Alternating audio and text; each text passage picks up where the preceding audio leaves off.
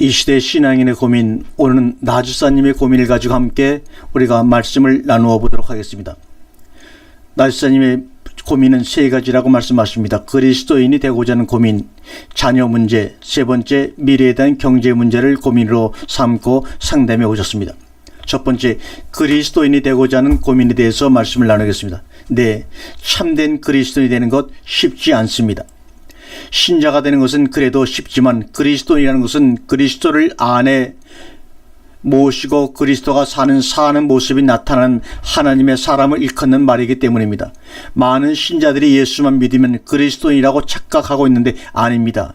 예수를 믿으면 죄사함의 구원을 받은 신자는 됩니다. 하지만 그리스도인은 보혜사 성령을, 진리의 영을 영접하지 않으면 안 됩니다.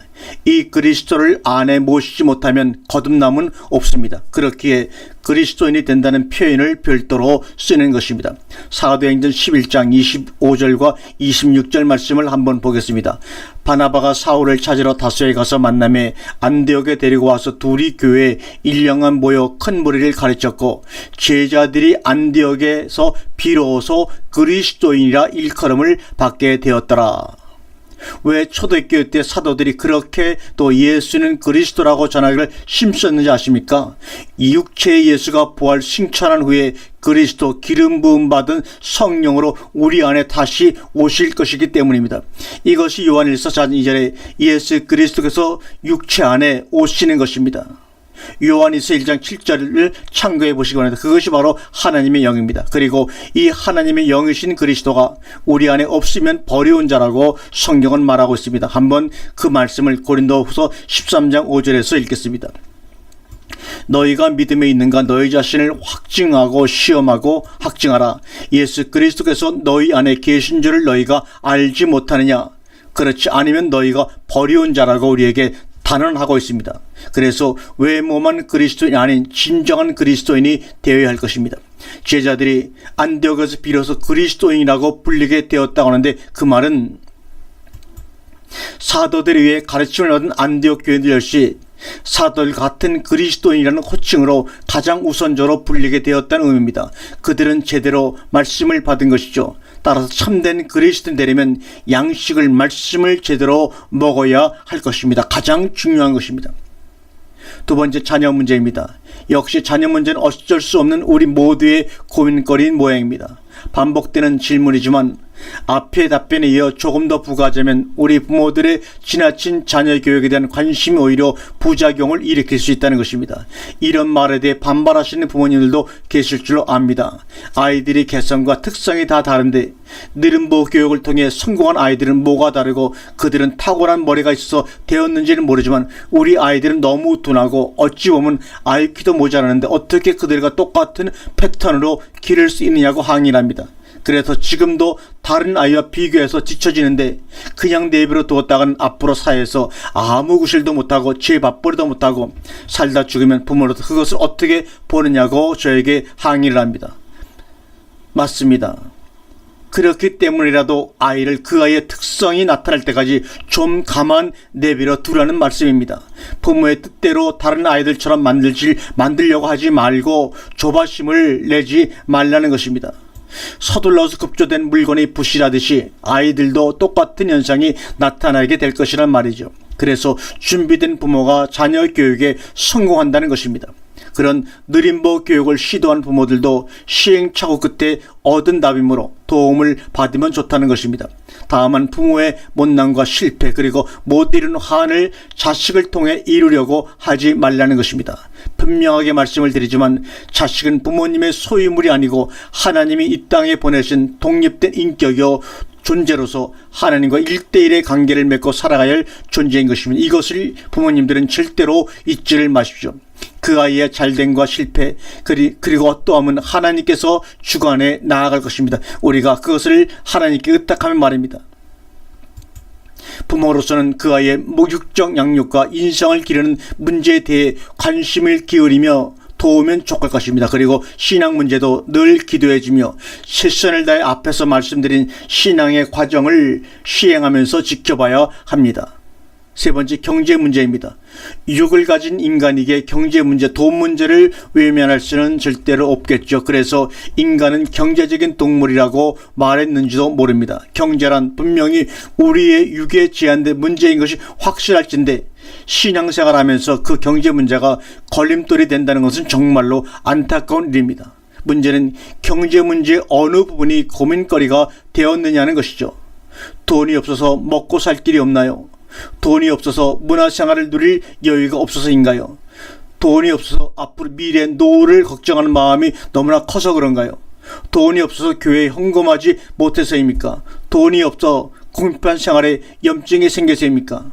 돈이 없어 자식에게 해주고 싶은 것을 해주지 못해서 속이 상하고 그런 겁니까? 나주사님, 하나님이 일생 동안 우리가 사용할 돈을 허락했다고 생각합니다.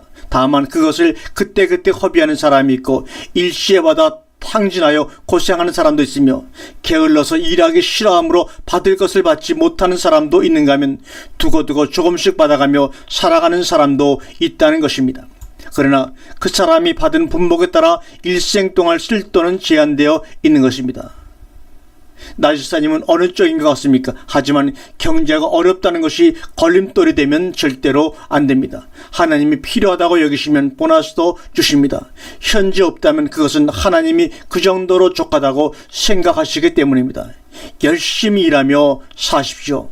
지금까지 일하신 것처럼 바르게 열심히 일하며 사십시오. 그러나 돈 문제로 다투거나 마음에 분란이 생기면 가정에 아무 유익이 없고 본인에게도 덕됨이 없습니다. 세상 사람을, 특히 여자분들은 돈에 민감할 수밖에 없는데 한번 생각해 보십시오. 먹고 입고 사는 일에 얼마나 들어갑니까? 남들같이 나도 메이커, 좋은 옷, 좋은 집, 좋은 차, 좋은 가전기구 등등 끝이 등이 없어서 부족을 느끼고 있는지는 않는지요? 어떤 기준을 정해놓고 그 기준대로 없으면 나는 가난하다, 나는 정말 돈이 없다, 그러시는 것은 아닌지 말입니다. 다른 집 아이들은 다 학원 보내는데 우리 아이는 학원은 고사하고 간식거리 하나 제대로 사주지 못하는 형편이라는 탄식이 나오고 있습니까? 네, 그것은 참으로 가슴 아프고 부모로서 부끄러움을 느낄 정도의 고통일 것입니다. 그러나 알 것은 세상에 훌륭해진 사람들은 어린 시절이나 과거를 돌아보면 어려서부터 부유해서 자기가 하고 싶은 거 다 하고 자란 아이들이 거의 없다는 사실입니다. 지금은 부모로서 당장 가슴 아픈 일이지만 그것이 약이 되어 후에 더 훌륭해지는 일이 있을 수 있다는 것으로 위로받고 이겨내야 합니다. 그렇다고 경제적으로 여유가 있음에도 해주지 말라는 말은 아닙니다만 철저는 필요하다고 생각합니다. 결론적으로 경제 문제에 있어서 괜찮고 없어서 안 되고 문제가 아니라 있으면 육이 변하고 없으면 불편할 것이라는 인식을 가지고 대해야 시험에 들지 않는다는 말입니다. 돈과 하나님이 견주어 비교될 만큼 위력이 있다는 것을 염두에 두십시오. 그래서 마지막 때는 돈과 하나님의 세력 다툼을 벌이게 될 것입니다. 말이 참 좀 우습지만 사실입니다. 666표가 그것을 증명하게 될 것입니다. 경제의 노예가 된 사람들은 이 표를 거절할 수가 없습니다. 그러므로 IMF의 삶을 연습하시기를 여러분에게 권하는 것입니다. 또 우리가 고지사님의 고민을 함께 우리가 살펴보도록 하겠습니다. 내 안에 그리스도께서 오셔서 나를 사용할 수 있도록 부지런히 말씀을 연구하고 의식과 생각을 변화하기를 원하는데 어떻게 하면 좋겠습니까? 자녀를 또 아버지께 맡기고 최선을 다하는 문제는 무엇입니까? 자녀들의 문제가 계속해서 모든 집사님들의 문제 중에 하나로 끼어서 나오는 것을 알 수가 있습니다. 세 번째, 소망의 주님을 바라보며 주어진 일에 또한 최선을 다하며 사는 문제를 고민하고 있다고 얘기합니다. 내 안에 그리스도께서 오셔서 나를 사용할 수 있도록 부지런히 말씀을 연구하고 의식과 생각을 변하고 싶은데 어떻게 하면 좋겠습니까? 라는 질문입니다. 이것은 양식의 문제입니다. 무엇을 양식으로 삼았으며 어떤 양식을 먹느냐에 따라서 그 의식과 생각이 좌우되기 때문입니다. 육의 양식을 양식을 어기고 먹고 살면 그 생각과 의식이 온통 육적인 것으로 가득 찰 수밖에 없을 것입니다. 하지만 혼도 영도 먹고 마시게 되어 있습니다. 이것을 분명히 인식하고 인정해야 합니다. 혼의 양식은 인간의 상식과 각종 지식입니다. 하지만 영의 양식은 하나님의 말씀뿐입니다. 그리고 말씀이 이루어진 것이 바로 양식입니다. 마태복음 4장 4절에 예수께서 대답하여 가라사대 기록하여 되었을 때 사람이 떡으로만 살 것이 아니요 하나님의 입으로 나오는 모든 말씀으로 살 것이라 하였느니라 하시니, 요한복음 4장 31절과 34절까지의 말씀입니다. 그 사이에 제자들이 청하여 가로되 랍비여 잡소서, 가라사대 내게는 너희가 알지 못하는 먹을 양식이 있느니라. 제자들이 서로 말하되 누가 잡드실 것을 갖다 드렸는가 한데 예수께서 이르시되 나의 양식은 나를 보내신 이의 뜻을 행하며 그의 일을 온전히 이루는 이것이니라고 말씀하고 있습니다. 우리가 먹어야 할 것은 예수 그리스도의 살과 피입니다. 우리 인간에게 제일 먼저 주어진 것이 무엇인지 아십니까? 바로 먹거리입니다. 최초의 첫 아담에게 주어진 명령은 생명나무를 반드시 먹고 먹어라입니다. 그런데 사람들은 이상하게도 생명나무에 관심이 있었던 것이 아니라 먹지 말라는 선악나무에 관심이 있다는 것입니다. 그것이 바로 우리 인류의 첫 아담의 실패의 잔재입니다. 그래서 그런지 오늘날 기독교인들도 자꾸 생명나무에 대한 이야기는 하지 않고 선악나무에 대해 이한 얘기만 자주 하는 현상이 일어나고 있다는 것이 참으로 이상합니다. 이 생명나무가 신약에서는 요한복음 15장에서 포도나무로 등장하고 계시록에서는 다시 생명나무가 나타납니다. 생명나무를 먹는다는 것은 그 생명나무와 하나가 되는 것을 말하는 것입니다. 마치 음식이 우리 안에 들어와 나의 생명이 되고 에너지가 되듯이 생명나무 하나가 되는 것으로서 포도나무의 가지로 접붙임을 받는 것이죠. 그래서 함께 먹고 함께 사는 것입니다. 하나님이 우리에게 제시한 양식의 단계는 처음에는 식물성이었는데 범죄 후 동물성으로 바뀝니다. 식물성의 생명나무는 감추어지고 먹을 수 있는 길이 막혀버렸기 때문이죠. 그래서 레위기에 보면 동물성 음식이 먼저 주어지고 식물성은 성소에 들어가서야 먹을 수 있게 되는 것을 봅니다. 진설병이 바로 그것입니다. 왜 그런 원리가 생겼는가 하면 죄 때문입니다. 죄는 피 흘림을 통해 사해져야 하기 때문입니다. 그래서 어린 양의 피가 흘려지고 그 후에 고기를 양식 박간마당 세상에서 삶게 하신 것입니다. 동일한 원리가 예수 그리스도에게서 이루어진 것입니다. 그분이 육으로 오셔서 피를 흘리신 것이 죄사함의 목적이라면 그리스도의 오심은 우리 안에서 양식이 되기 위함인 것입니다. 그래서 자꾸 말씀을 씨로 비유하여 우리 안에 양식이 되는 것을 말하고 있는 것입니다. 하지만 1차적인 것은 요한복음 6장에서 말씀한 것처럼 피와 살이 전제되고 후에 요한복음 15장에서의 포도나무의 진액을 함께 먹는 것입니다. 첫 먹거리가 회복된 것이란 의미죠. 식물성 양식은 감춰졌습니다. 동물성 양식이 허락되었습니다. 이것은 상징입니다. 그래서 실제로 동물성 먹거리를 먹습니다. 그리고 식물성 먹거리가 우리에게 허락되므로 회복되어지므로 식물성으로 양식의 변화가 이루어짐을 보게 됩니다. 이 양식을 먹어야 의식이건 생각이건 변화가 되고 체질이 개선되어 말씀의 맛을 사모하는 자가 될 것입니다. 두 번째, 자녀를 하나님께 맡기고 최선을 다하게 하는 문제. 이 문제는 더 이상 답하지 않고 앞에 여러 번 답한 말씀들을 참고해 보시기를 권면드립니다. 세 번째, 소망의 주님을 바라보며 주어진 일에 또한 최선을 다하는 사는 문제에 대해서 말씀을 하셨습니다. 소망의 주님이라는 것은 여러 가지 의미로 받아들일 수가 있는데 제사함을 받지 못한 사람들에게는 제사함의 소망을, 제사함을 받은 신자들에게는 이제 그리스도를 영접함을, 그리스도를 영접한 신자들에게는 그리스도의 장성한 분량까지 자라는 것이며 신의 성품에 도달하는 것을 의미하는 것으로 내가 하나님이 되는 것으로 이해합니다. 어떤 분들은 우리 인간이 감히 하나님이 된다는 사실에 대해 무슨 참남한 말이라도 한 것처럼 알레르기 반응을 일으키는데 이것은 저 옛날 바리새인들과 똑같은 반응입니다.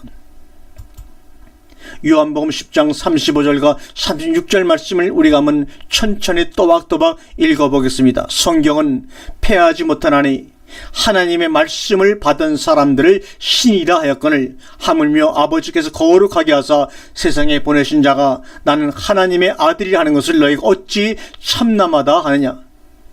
하나님의 말씀을 받은 사람들을 신이라 했거든.